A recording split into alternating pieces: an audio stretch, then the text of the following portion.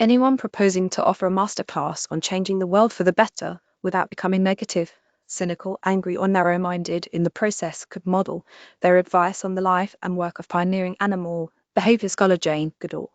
Goodall's life journey stretches from marveling at the somewhat unremarkable creatures, though she would never call them, that in her English backyard as a wide-eyed little girl in the 1930s to challenging the very definition of what it means to be human through her research on chimpanzees in Tanzania. From there, she went on to become a global icon and a United Nations messenger of peace, until her death on August 1, 2012, at age 9. Goodall retained a charm, open-mindedness, optimism, and wide-eyed wonder that are more typical of children.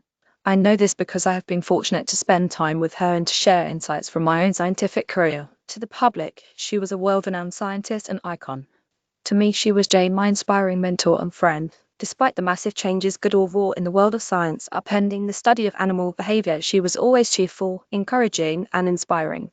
I think of her as a gentle disruptor. One of her greatest gifts was her ability to make everyone at any age feel that they have the power to change the world. Embedded content discovering tool use in animals in her pioneering studies in the lush rainforest of Tanzania's Gom Stream Game Reserve, now a national park. Goodall noted that the most successful chimp leaders were gentle, caring, and familial. Males that tried to rule by asserting their dominance through violence, tyranny, and threat did not last. I also am a primatologist, and Goodall's groundbreaking observations of chimpanzees at Gom were part of my preliminary studies. She famously recorded chimps taking long pieces of grass and inserting them into termite nests to fish for the insects to eat, something no one else had previously observed. It was the first time an animal had been seen using a tool, a discovery that altered how scientists differentiated between humanity and the rest of the animal kingdom. Renowned anthropologist Louis Leakey chose Goodall to do this work precisely because she was not formally trained. When she turned up in Leakey's office in Tanzania in 1930, at age 20, Leakey initially hired her as his secretary, but he soon spotted her potential and encouraged her to study chimpanzees.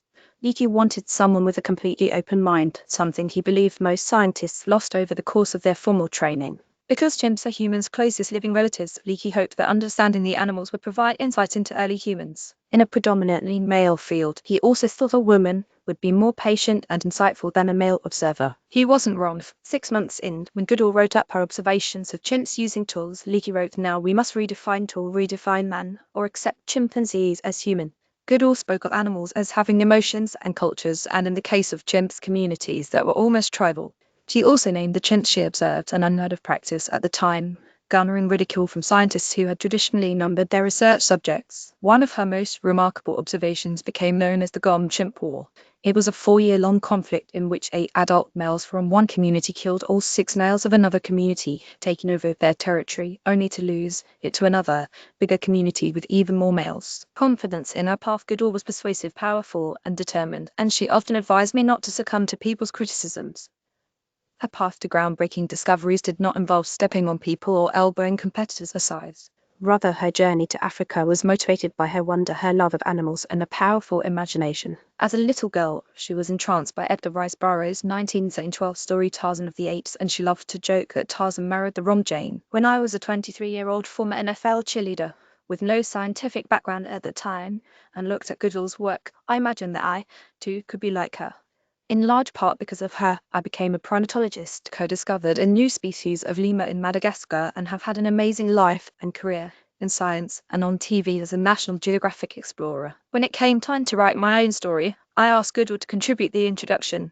She wrote, "My Mare reminds me a little of myself. Like me, she loved being with animals when she was a child, and like me, she followed her dream until it became a reality. Embedded content storyteller and teacher, Goodall was an incredible storyteller and saw it as the most successful way to help people understand the true nature of animals. With compelling imagery, she shared extraordinary stories about the intelligence of animals, from apes and dolphins to rats and birds and, of course, the octopus. She inspired me to become a wildlife correspondent for National Geographic so that I could share the stories and plights of endangered animals around the world."